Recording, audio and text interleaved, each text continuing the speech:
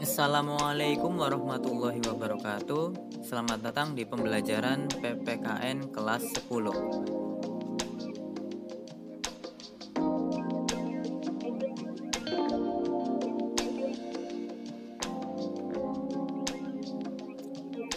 Senang sekali bisa berbagi pengetahuan dalam pendidikan kewarganegaraan. Kali ini kita akan belajar tentang konsep pembagian kekuasaan di Indonesia. Dalam sebuah praktik ketatanegaraan, tidak jarang terjadi pemusatan kekuasaan pada satu orang saja. Terjadi pengelolaan sistem pemerintahan yang secara absolut atau otoriter.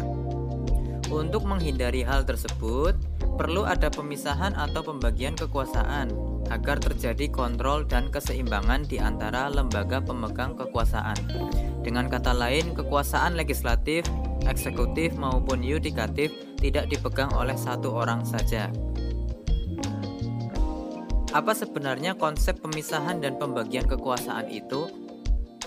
Kusnardi dan Ibrahim pada tahun 1983 menyatakan bahwa istilah pemisahan kekuasaan atau separation of powers dan pembagian kekuasaan division of powers merupakan dua istilah yang memiliki pengertian berbeda satu sama lainnya. Pemisahan kekuasaan berarti kekuasaan negara itu terpisah-pisah dalam beberapa bagian, baik mengenai organ maupun fungsinya. Dengan kata lain, lembaga pemegang kekuasaan negara yang meliputi lembaga legislatif, eksekutif, dan yudikatif merupakan lembaga yang terpisah satu sama lainnya, berdiri sendiri tanpa memerlukan koordinasi dan kerjasama. Setiap lembaga menjalankan fungsinya masing-masing. Contoh negara yang menganut mekanisme pemisahan kekuasaan adalah Amerika Serikat. Berbeda dengan mekanisme pemisahan kekuasaan, di dalam mekanisme pembagian kekuasaan, kekuasaan negara itu memang dibagi-bagi dalam beberapa bagian, yaitu legislatif, eksekutif, dan yudikatif, tetapi tidak dipisahkan. Hal ini membawa konsekuensi bahwa di antara bagian-bagian itu dimungkinkan ada koordinasi atau kerjasama. Mekanisme pembagian ini banyak sekali dilakukan oleh banyak negara di dunia, termasuk Indonesia. Indonesia adalah negara yang menganut paham pembagian kekuasaan. Dewan Perwakilan Rakyat menjalankan tugasnya sebagai pengawas dalam pemerintahan.